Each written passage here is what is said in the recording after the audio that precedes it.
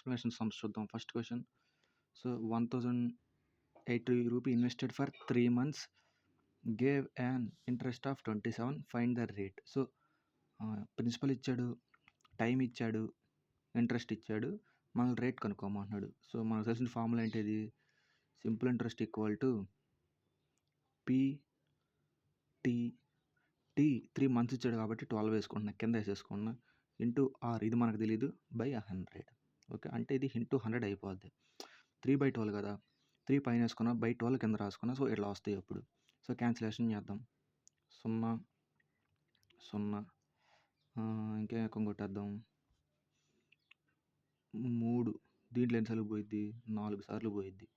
3 4 సార్లు పోయిద్ది. ఇంకా దీని ఎదురు తీసుకెళ్ళిపోదాం. 270 ఈక్వల్ టు ఇది ఎన్నిసార్లు పోయిద్ది? 4 2 8, 4 7 28. సో అంతే కదా. So 27 R. So R value ఎంత అప్పుడు? 27. 270లో 10 టైమ్స్ పోద్ది. So R equal to 10. So 10% మన ఆన్సర్. ఓకే, ఇలా చేసుకోవాలి. Next, if the edge of the cube is halved, అంటే క్యూబ్ ఎడ్జ్ సపోజ్ మనం ఎక్స్ అనుకున్నాం అనుకో, అంటే లేదా ఒకటి అనుకున్నాం క్యూబ్ది, దాన్ని మనం హాఫ్ చేసేసాం. అంటే ఒకటిలో హాఫ్ ఎంత? హాఫ్. అంటే ఇప్పుడు క్యూబ్ యొక్క సైడ్ ఎంత? హాఫ్ ఉంది. Then what happen to its volume? So లేదా if it volume reduces to dash times of actual volume. యాక్చువల్గా ఒకటి ఉండాల్సింది. సో దాన్ని మనం ఎంత చేసాం? హాఫ్ చేసాం. సో క్యూబ్కి ఫార్ములా ఏంటిది? వాల్యూమ్కి ఏ క్యూబ్. కాబట్టి ఇప్పుడు సైడ్ ఇదే కాబట్టి 1/2 క్యూబ్. అప్పుడు ఏమైద్ది? 1/8. యాక్చువల్గా 1 ఉండాలి. యాక్చువల్గా సైడ్ మనం 1 అనుకున్నాం అనుకో, వాల్యూ ఎంత అయింది? వాల్యూమ్ది 1 క్యూబ్ 1 అయింది. కానీ ఇక్కడ 1/2 అనుకున్నాం కాబట్టి అప్పుడు ఎంత రావాలి? 1/8 రావాలి. కాబట్టి ఇక్కడ హాఫ్ అనుకున్నాం. అప్పుడు ఎంత తగ్గిద్ది వాల్యూమ్? 1/8 తగ్గిపోద్ది. సో ఇలా. Next question. The sample space for 4 coins to tossed together. మనం గుర్తుపెట్టుకోవాల్సి, శాంపుల్ స్పేస్ అంటే ఏంటంటే నంబర్ ఆఫ్ అవుట్కమ్స్. ఒక కాయిన్ కనుక మనం టాస్ చేసాం అనుకో, ఏమేమి వస్తాయి? హెడ్ కానీ టైల్ కానీ వస్తాయి. సో అలా ఈ రెండింటినే మనం శాంపుల్ స్పేస్ అంటాం. సో అలా ఎన్ని వస్తాయి? ఒకవేళ మనం కాయిన్ టాస్ చేసాం అనుకో, n టైమ్స్. సో ఇప్పుడు కాయిన్స్ టాస్ వేస్తే, అంటే కాయిన్ కనుక మనం n టైమ్స్ టాస్ వేస్తే అవుట్కమ్ ఎంత ఉంటుంది? 2/n. సో డైస్ని కనుక మనం n టైమ్స్ త్రో చేస్తే అవుట్కమ్ ఏముంటుంది? 6/n. ఓకే, ఇది బేసిక్ ఫార్ములాస్. ఓకే, ఇప్పుడు వాడేమడిగాడు? Coins 4 coins వదిలాడంట. అంటే 4 కాయిన్స్ అంటే ఎంత ఉంటుంది అప్పుడు? n వాల్యూ 4 కాయిన్స్ వదిలితే మనకి శాంపుల్ స్పేస్ ఎంత రావాలి? 2/n. అంటే 2/4. సో 2/4 వాల్యూ ఎంత? 16 మన ఆన్సర్. n అంటే ఇక్కడ నెంబర్ ఆఫ్ కాయిన్స్, ఇక్కడ n అంటే నెంబర్ ఆఫ్ డైస్. ఓకే, ఎంత వచ్చింది అప్పుడు? ఇప్పుడు చూద్దాం.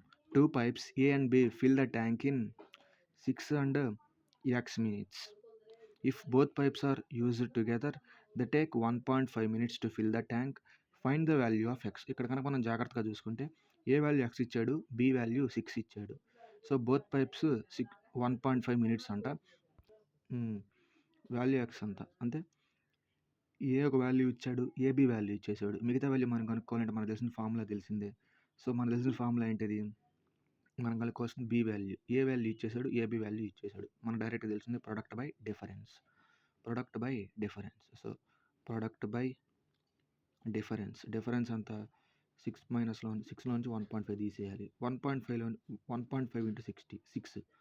6/15 ఎంత? 90. ఒక పాయింట్ ఉంది కాబట్టి రైట్ నుంచి ఒక పాయింట్ పెట్టుకుంటే ఏమైంది? 9.0. 6.5లో నుంచి 1.5 తీసేస్తే 4.5. సో 4.5 9లో ఎన్నిసార్లు పోయిద్ది? ఎగ్జాక్ట్గా 2 టైమ్స్.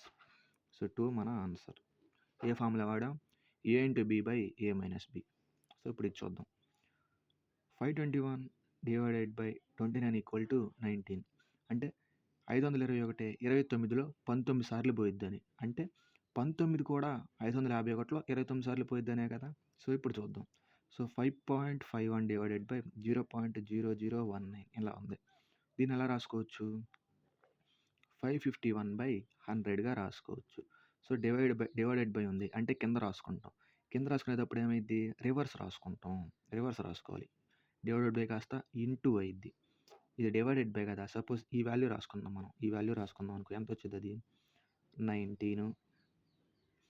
ఇది దీన్ని ఎలా రాసుకోవచ్చు, 19/4 సున్నాలు 1 2 3 4. సో ఇలా రాసుకున్నా ఒకటే, కానీ ఇక్కడ డివైడెడ్ బైలో ఉంది అంటే ఈ వాల్యూ రివర్స్ అయ్యిద్ది. ఈ వాల్యూ రివర్స్ అయ్యి సైన్ మారిద్ది. సో అది మనకు తెలుసు.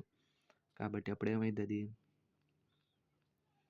10,000/19. సో ఈ 100లో ఈ 2 సున్నాలు క్యాన్సిల్. సో 551లో 29 సార్లు 19 పోతే 19 కూడా 551లో 29 సార్లు పోయినట్టే కదా. సింపుల్గా చెప్పాలంటే 2 4 జార్ 2 4 జార్ 2లో 2 టైమ్స్ పోద్ది 4 ఇలా అనుకున్నాం అనుకో, మనం ఏం చెప్పాలి ఇప్పుడు, 2లో 4 2 టైమ్స్ పోయిద్దనే కదా. 2లో 4 2 టైమ్స్ పోద్ది. కాబట్టి సేమ్ అంతే ఇక్కడ 29లో 551 29లో 19 సార్లు పోతే 551లో 19లో 551 కూడా 29 సార్లు పోయిద్దనే కదా. సో ఇప్పుడు క్యాన్సిల్ చేద్దాం. సో 29 సార్లు పోయిద్ది. అప్పుడు ఎంత వచ్చింది, 29 × 100 2900 మన ఆన్సర్. 2900 మన ఆన్సర్. ఇలా చేసుకోవాలి. ఇది లైన్స్ అండ్ యాంగిల్స్ నుంచి లెక్క. ఇంత ఉందని మనం బాధపడకూడదు, సింపుల్ లెక్క. Find the measure of ABC అంటే ఏది కనుక్కోమంటున్నాడు, ఏబిసి ఇది కనుక్కోమంటున్నాడు. In a parallelogram showing in figure. ఇది ఒక ప్యారలలోగ్రామ్ అంట. అంటే ప్యారలల్ సైడ్స్ ఇవి. ఇది ప్యారలల్ సైడ్, ఇది ప్యారలల్ సైడ్, ఇది ప్యారలల్, ఇది ప్యారలలే. సో ఇలా ప్యారలల్ సైడ్స్ ఉన్నప్పుడు ఈ యాంగిల్ ఈక్వల్ అవుతాయి. ఎందుకు, కరస్పాండింగ్ యాంగిల్స్. ఈ రెండు కరస్పాండింగ్ యాంగిల్స్. ఇది ఈక్వల్ అవుతాయి. ఎందుకు, కరస్పాండింగ్ యాంగిల్స్. ఈ రెండు ఈక్వల్ అవుతాయి. Vertically opposite angles. ఇవన్నీ మనం తెలుసుకోవాలంటే లైన్స్ చాప్టర్ ఉంది. సో అది మనం చదువుకోవాలి. సో ఈ రెండు ఈక్వల్ అవుతాయి. ఎందుకు, ఇది రెండు ప్యారలలే కాబట్టి ఇవి కరస్పాండింగ్ యాంగిల్స్ అవుతాయి అన్నమాట. కరస్పాండింగ్ యాంగిల్స్ అంటే ఈ వాల్యూ ఏమైద్ది అప్పుడు, ఈ వాల్యూ కూడా 9x + 5a అయ్యిద్ది. ఈ వాల్యూ కూడా 9x + 5a అయ్యిద్ది. ఇంకోటి ఏంటిది, ఈ వాల్యూ అంత ఎద్దు, ఇది అంత ఎద్దు. ఎందుకు, ఈ రెండు వర్టికల్లీ ఆపోజిట్ యాంగిల్స్. కాబట్టి ఈ వాల్యూ కూడా ఏమైంది 9x + 5. మనం కనుక్కోమన్న 9x + 5 కానీ మనకు అది డైరెక్ట్గా రాదు. ఎందుకు, మనకు అది రావాలంటే ఈ వాల్యూస్ మనకు తెలియాలి. సో అంటే అప్పుడు ఏమైద్ది, same side of the transversal అని ఒక కాన్సెప్ట్ ఉంటుంది. అంటే ప్యారలలోగ్రామ్ కానీ ఏది కానీ ఈ రెండు కలిపిన 180 ఉండాలి. మనకు తెలిసిన బేసిక్ రూల్ అది. ఈ రెండు అడ్జసెంట్ సైడ్స్ మస్ట్ బి 180. అంటే ఇక్కడ 16 ఉంది, ఇక్కడ 16x + 9x + 5 = 180. దీని అవతల తీసుకెళ్దాం. 25x = 175, x = 7. క్యాన్సిల్ చేసుకుంటే 7. సో మనకు వచ్చింది x వాల్యూ 7 వచ్చింది. మనకి ఈ యాంగిల్ ఏబిసి ఎంత, 9x + 5. ఇప్పుడు చూద్దాం. 9 7 5 7 9 63 + 5 68 మన ఆన్సర్. ఇది కొంచెం ప్రాక్టీస్ చేయాలి. లైన్స్ అండ్ యాంగిల్స్లో వీడియో ఉంటుంది. ఇది మనీ లెక్క మనం చాలాసార్లు చూసుకున్నాం. చూద్దాం. A sum of 110 rupees is in the form of 2 rupees 1 rupees 50 paisa are in the ratio of 1:2:3. How many 50 paisa coins are there. అంటే వాడి దగ్గర 110 రూపాయలు ఉన్నాయంట. అవి ఎలా ఉన్నాయంటే ₹2 రూపాయి 50 పైసా రూపంలో ఉన్నాయంట. ఆ డబ్బుల యొక్క రేషియో ఎంత, 1:2:3 అంట. How many 50 paisa coins are there. వాడేమడిగాడు, సింపుల్గా దీనికి 2 మెథడ్లు ఉన్నాయి. సింపుల్గా చెప్పుకోవాలని అయిపోయింది. ఇగో 50 మెథడ్ కాయిన్స్ అడిగాడు. 50 మెథడ్ అంటే ఏ ప్లేస్లో ఉంది, థర్డ్ ప్లేస్లో అంటే ఏ మల్టిపుల్, 3 మల్టిపుల్. ఆప్షన్లో 3 మల్టిపుల్ ఒకటే ఉంటే అదే మన ఆన్సర్ 60. ఇది ఫస్ట్ మెథడ్. ఓకే, వాడు అడిగింది 50 పైసానే కదా. 50 పైసా అంటే 3 పార్ట్స్గా డివైడ్ అయింది. 3 పార్ట్స్గా డివైడ్ అంటే మనం 3 మల్టిపుల్ చెక్ చేస్తే చాలు. కానీ అది షార్ట్ కట్. ఇప్పుడు బేసిక్ మెథడ్ చూద్దాం. ఇలా ఉన్నప్పుడు ఏం చేసుకోవాలని చెప్పుకున్నాం, ఇలా ఉన్నప్పుడు ఆ వాల్యూలు రాసుకోవాలి. 2 1 రూపీ 50 పైసా. 50 పైసా అంటే హాఫ్. ఓకే, ఇప్పుడు ఇవి కూడా రేషియో రాసుకోవాలి. ఇలా రాసుకున్న తర్వాత మల్టిప్లికేషన్ 2 × 1 2, 1 × 2 2, 1/2 ఇంటూ 3, 3/2 ఇలా ఉన్నప్పుడు ఏం చేసుకోవాలి, మల్టిప్లికేషన్ చేసుకోవాలి.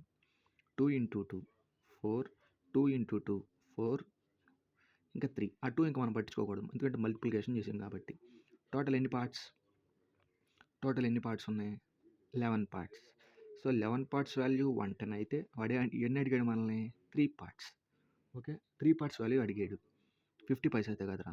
3 పార్ట్స్ వాల్యూ ఎంత అయ్యేటప్పటికి 30 అయిపోద్ది. కానీ 30 అక్కడ ఎన్ని ఉన్నాయి అది మనం గుర్తుపెట్టుకోవాలి. 30 పార్ట్స్ అనగానే ఆప్షన్లో 30 ఉంటే 30 టిక్ కొట్టకూడదు. 30 పార్ట్స్ అనగానే ఈ 30 పార్ట్స్ ఏంటివి, రేషియో 30 పార్ట్స్ వచ్చింది. కానీ డబ్బులు ఎంత ఉండే, 50 పైసా. కాబట్టి 30/50 పైసా. అప్పుడేమైంది, ఇలా ఉన్నప్పుడు 2 పైకి వస్తుంది. సో 30 ఇంటూ 2 60 అయిపోద్ది. ఇది ట్రెడిషనల్ మెథడ్. ఇది ఆల్రెడీ మనం చెప్పుకున్నాం. ఇలా ఉన్నప్పుడు ఏం చేయాలి, డబ్బులు రేషియో మల్టిప్లికేషన్ చేసుకోవాలి. వచ్చిన దానికి ఈ డబ్బులకి ఈక్వల్ చేయాలి. ఈక్వల్ చేయనప్పుడు ఎన్ని పార్ట్స్ వస్తే ఆ పార్ట్స్ని ఇచ్చిన డబ్బులతో మల్టిప్లై చేసుకోవాలి. జస్ట్ అదే చేసాం. Next question. Panu, Jiban and Jalil can complete the certain task in individually 30, 20, 60 days. అంటే ఫస్ట్ పను అని ఒక ఉంది, next Jiban, next Jalil. So P ఏమో 30 days అంట, జీ ఏమో 20 days అంట, జలీల్ ఏమో 60 days అంట. ఆ ఎల్సిఎం ఎంత అయింది, మ్యాక్సిమం నెంబర్ చూస్తాం. మ్యాక్సిమం నెంబర్ 30లో పోయిద్ది, 60 20లో పోయిద్ది. కాబట్టి ఎల్సిఎం 60. 60 30లో 2 times, 60 20లో 3 times, 60లో 1 time పోద్ది. ఇక్కడ వరకు బాగానే ఉంది. దాని తర్వాత Jiban started the work. Jiban అంటే ఎవరు, ఈ 3 వర్క్ స్టార్ట్ చేశాడంట. And P and J agreed to help on third day. అంటే ఫస్ట్ 2 రోజులు తిని చేస్తాడు, తనకి 3వ రోజు వీళ్ళందరూ కలిసి హెల్ప్ చేస్తారు. ఇది ఫస్ట్ రోజు అనుకున్నాం. సెకండ్ రోజు మళ్ళీ తనే పని చేశాడు. థర్డ్ రోజు అంతా వాళ్ళు ముగ్గురు రావాలి. అంటే 3 + 2 + 1 6. ఓకే, అంటే ఇది 3 రోజుల పని. సో 3 రోజుల పని తన 3 రోజులకి వాళ్ళు 12 పార్ట్లు కంప్లీట్ చేస్తే టోటల్ వర్క్ ఎంత ఉంది, 60. 60 అవడానికి ఎంతతో మల్టిప్లై అయింది, 5తో మల్టిప్లై అయింది. అంటే వర్క్ కూడా, పర్సన్స్ కూడా, అంటే డేస్ కూడా ఎంతో మల్టిప్లై అవ్వాలి, 5తో మల్టిప్లై అవ్వాలి. 15 మన ఆన్సర్. లేదా క్రాస్ మల్టిప్లై చేసుకుని అదే వస్తుంది. 3 ఇంటూ 60/12. 12 60లో 5 times పోద్ది. సో ఇది ఇది షార్ట్ కట్ మెథడ్, ఇది మనం చెప్పుకున్నాం. సో ఇది బేసిక్. ఓకే, 15 మన answer.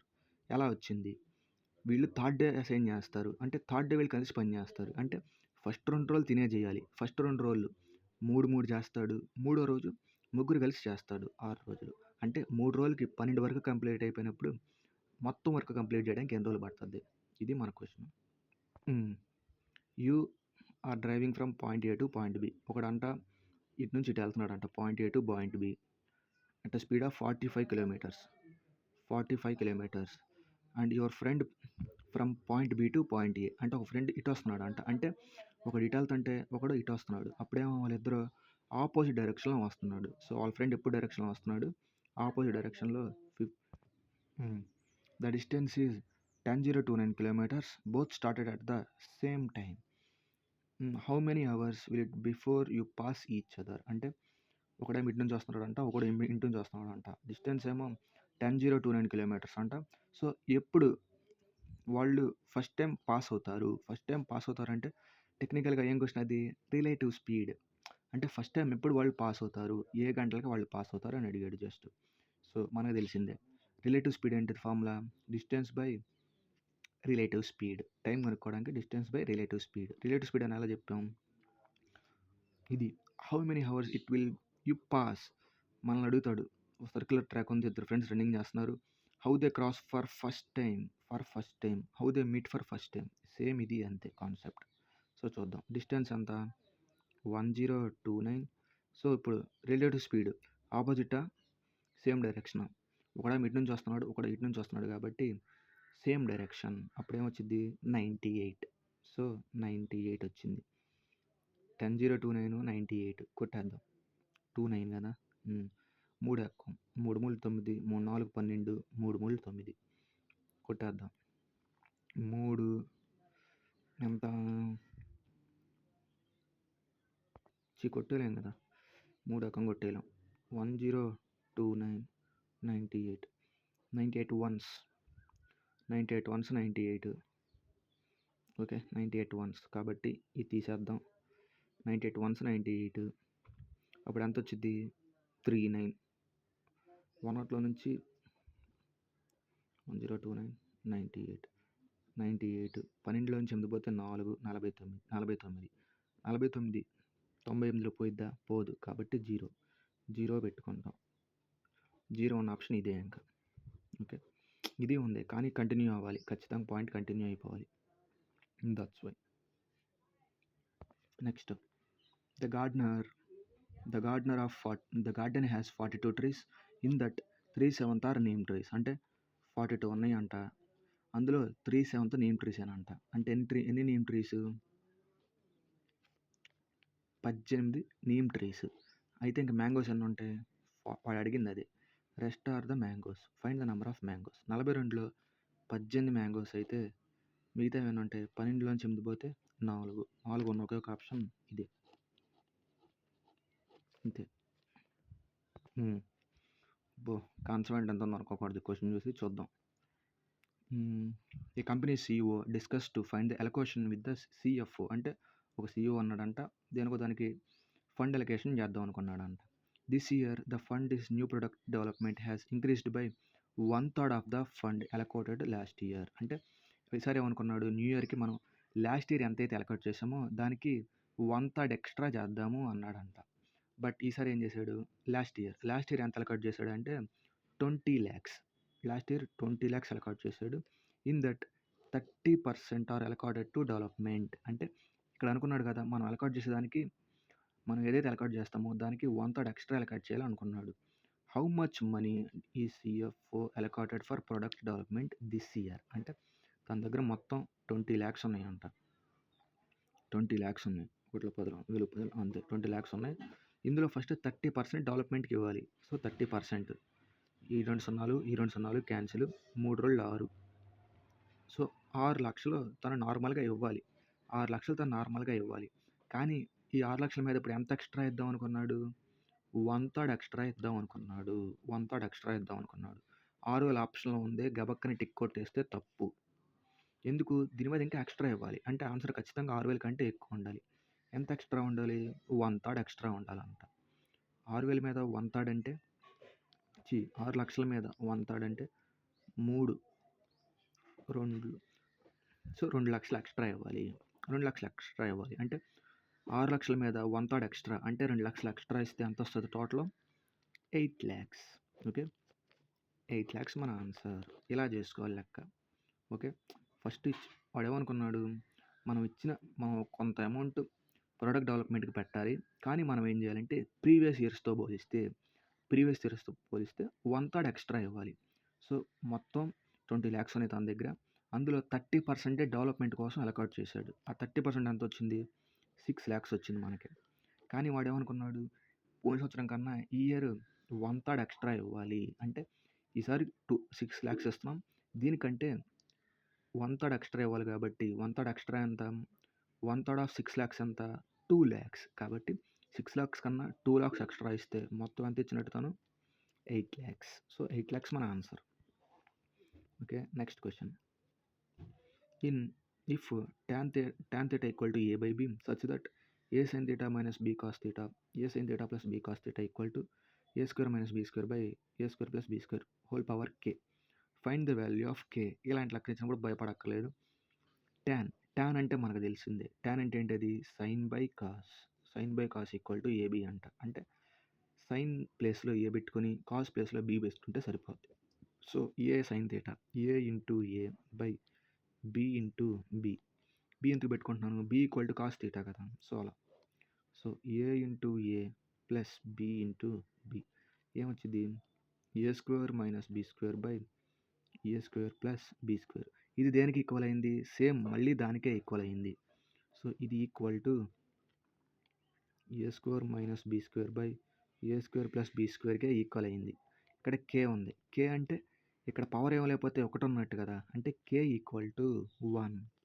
Okay, K equal to 1. So ఇలా చేసుకోవాలి. సింపుల్ లెక్క, చూసి భయపడిపోకూడదు. నెక్స్ట్ లెక్క. ఇప్పుడు చూద్దాం.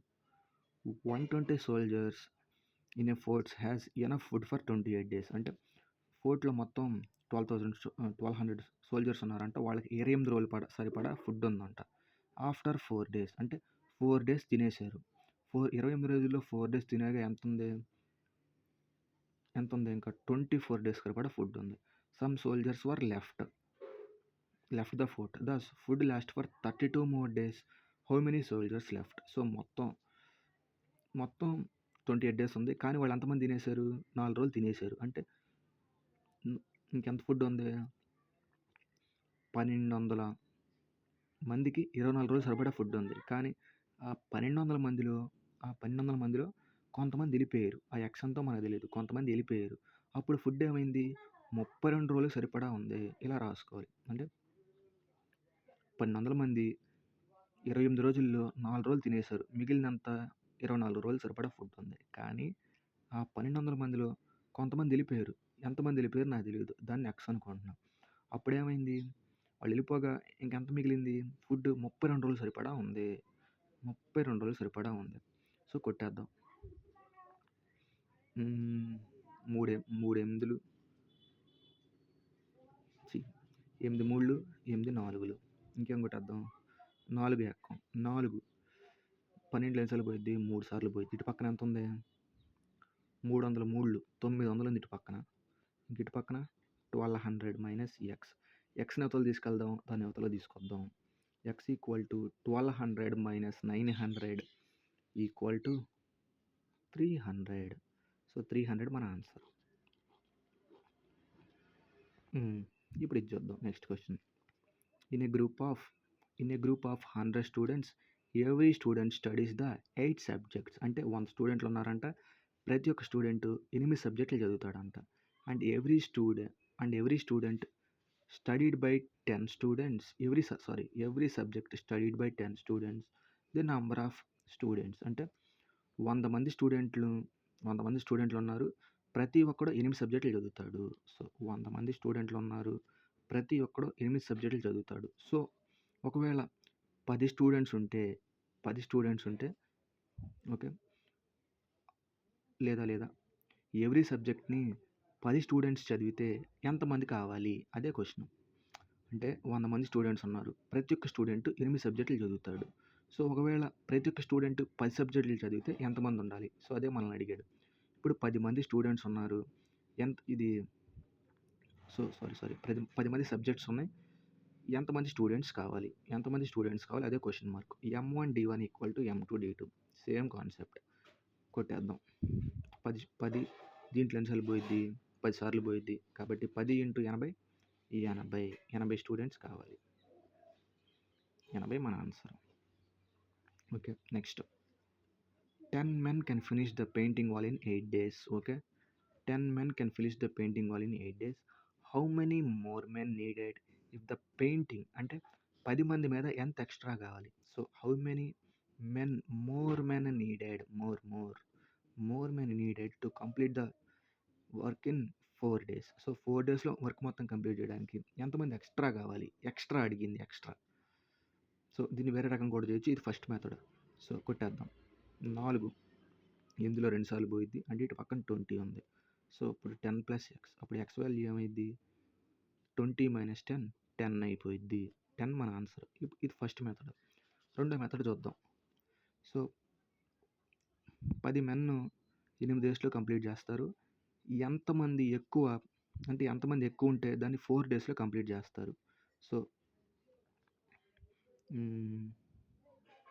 2 సార్లు పోయిద్ది. ఎక్స్ ఈక్వల్ టు 20 వచ్చింది. కానీ ఎక్స్ ఈక్వల్ టు 20 కాదు. 20 మెంబర్స్ 4 డేస్లో కంప్లీట్ చేశారు. ఆల్రెడీ ఎంతమంది ఉన్నారు? 10 మెంబర్లు ఉన్నారు. సో ఎంతమంది ఎక్స్ట్రా కావాలి? ఇంకా 10 కావాలి. సో అలా చేసుకోవాలి. ఇది 2 మెథడ్లు. ఇలా మనం ఏ మెథడ్ అయినా ఫాలో అయిపోవచ్చు. ఈ మెథడ్ అయితే best. Next. Samu needs 40% of marks to pass. And if he scored 190 but still falls short by 10 marks. అంటే దానికి ఏమైంది? సాముకి ఒక ఎగ్జామ్ రాశాడు అంటే వాడికి 40% మార్క్స్కి పాస్ మార్క్స్ అంట. కానీ వాడికి ఏమైంది? 190 మార్క్స్ వచ్చాయంట. కానీ అది దేనికి ఈక్వల్? పాస్ పర్సెంటేజ్‌కి 10 మార్క్స్ తక్కువ. పాస్ పర్సెంటేజ్‌కి 10 మార్క్స్ తక్కువొచ్చాయంట. పాస్ పర్సెంటేజ్‌కి 10 మార్క్స్ తక్కువొచ్చాయంట. Then what is the maximum number? Maximum number అంటే మనం ఇప్పుడు ఎంత అనుకుంటాం? 100% అనుకుంటాం. సో, ఇప్పుడు చూద్దాం. 40% దీన్ని అవతల తీసుకెళ్దాం. -10 ఉంది. ఇటొస్తే +10 అయ్యిద్ది. కాబట్టి 40% వాల్యూ 2000 అయితే 100% వాల్యూ ఎంత? సింపుల్‌గా చెప్పుకోవాలి. ఓకే. అంటే ఒక ఎగ్జామ్ పాస్ అవ్వడానికి 40% మార్క్స్ తనకు కావాలి. కానీ తనకెంతొచ్చినాయి? తనకి 190 స్కోర్ చేశాడు. తన టోటల్ మార్క్స్ 190 స్కోర్ చేశాడు. అది పాస్ పర్సెంటేజ్‌కి ఎంతకి ఈక్వల్? పాస్‌కి 10% మార్క్స్ తగ్గిపోయాయంట. అంటే ఒకవేళ తనకి 10% మార్క్స్ ఎక్కువొస్తే తను పాస్ అయిపోయేవాడు. పాస్‌కి 10 మార్క్స్ తగ్గాయి. ఎంతొచ్చాయి? 190 వచ్చాయి. అంటే 40% వాల్యూ అప్పుడు ఏమైనట్టు? 200 అయినట్టు. వాడేమడిగాడు? Maximum number of marks. Maximum number of అంటే 100%. ఎలా అయినా చేసుకోవచ్చు. క్రాస్ మల్టిప్లికేషన్ అయినా చేయొచ్చు.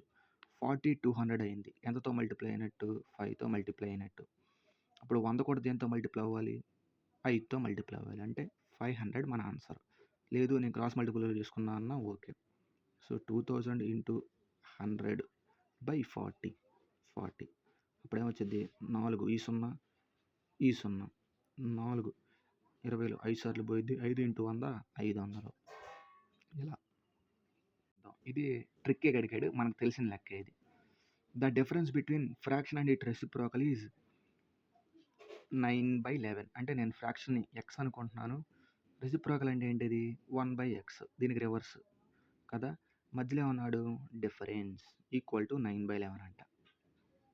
ఓకే. ఇది మనకు తెలిసిన కాన్సెప్టే. Difference between fraction and its reciprocal. Suppose fraction నేను x అనుకున్నాననుకో, దాని యొక్క రెసిప్రోకల్ ఏమైద్ది? 1/x. 1/x అయ్యిద్ది. If cubes of both fraction and reciprocal are considered. అంటే క్యూబ్స్ అంటే ఏంటివి? x³ - 1 క్యూబ్ కన్సిడర్ చేస్తే what will be the difference? అంటే ఇప్పుడు ఈ రెండిటి యొక్క డిఫరెన్స్ యొక్క వాల్యూ ఎంత? ఈ రెండిటి యొక్క డిఫరెన్స్ యొక్క వాల్యూ ఎంత? మనకు తెలిసింది x - 1/x = k. x³ - 1/x³ ఏమైద్ది? k³ + 3k. So ఇప్పుడు చేద్దాం. k³ + 3k చేద్దాం. సో ప్లస్ ఉంది కాబట్టి చేద్దాం. ఓకే. అప్పుడేమైద్ది? k³ 9/11 cube plus 3 into k/11 అంతే కదా! ఇప్పుడు చూద్దాం. సో ఇక్కడెక్కడ నెగిటివ్‌లు కనపడుతున్నాయా? లేదు. కాబట్టి నెగిటివ్ వాల్యూ తీసేసా. డినామినేటర్‌లో ఏముంది? 11 ఉంది. అంటే డినామినేటర్‌లో ఖచ్చితంగా ఏముంటది? 11 మల్టిపుల్ ఉండాలి. ఓకే. 11 మల్టిపుల్. ఇది 11 మల్టిపులా? 5, 13 సరిపోదు. ఇది 11 మల్టిపుల్ కాదు. ఇంక మిగిలిందేంది? ఈ రెండే. చూద్దాం వాల్యూలు రాద్దాం. ఇప్పుడేమొచ్చిద్ది ఇక్కడ?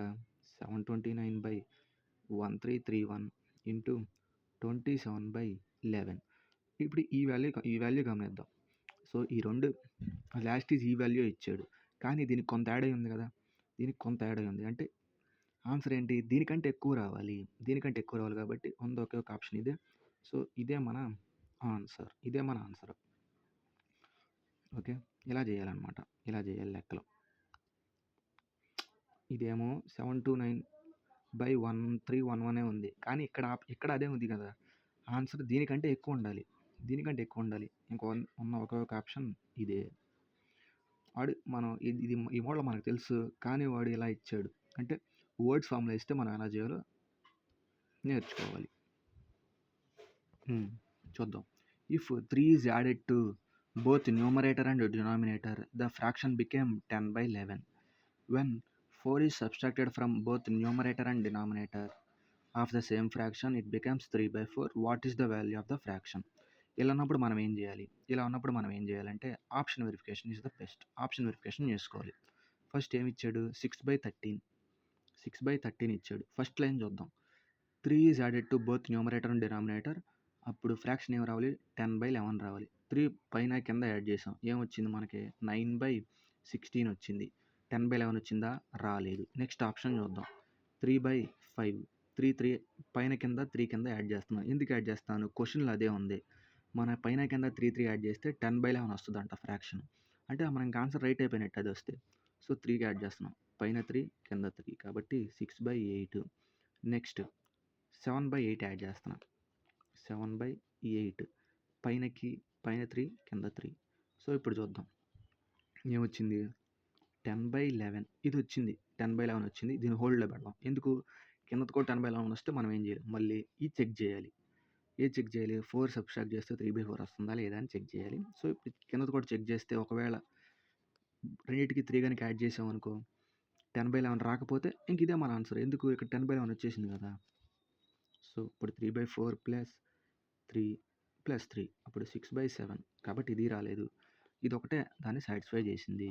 సో లెక్కలు మొత్తం మనం చేయకుండా ఇచ్చిన ఇన్ఫర్మేషన్తో లెక్క చేయడం ఇలా ఆప్షన్ వెరిఫికేషన్ అంటాను దీన్ని. Okay next question the difference between selling prices of a keyboard at losses of 15% and 25% is 50. Then find the cost price. ఇలా ఉన్నప్పుడు మనం ఏం చేయాలి డిఫరెన్స్ కనుక 2 లాసులే ఉంటే లేదా 2 ప్రాఫిట్లు ఉన్నాయి అనుకో మనం ఇచ్చిన వాల్యూస్ని మైనస్ చేయాలి. డిఫరెన్స్లు కనుక అంటే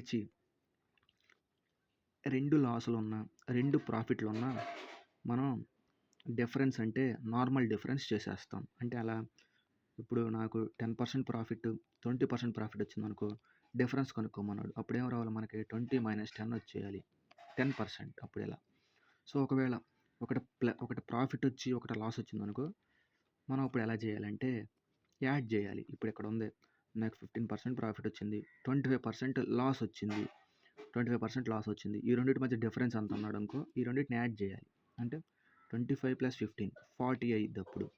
కానీ ఇక్కడ ఏమన్నాడు the difference between selling prices of keyboards at losses of 15% and 25%. So 2 లాస్లే ఉన్నాయి కాబట్టి మనం జస్ట్ మైనస్ చేసుకుంటే చాలు.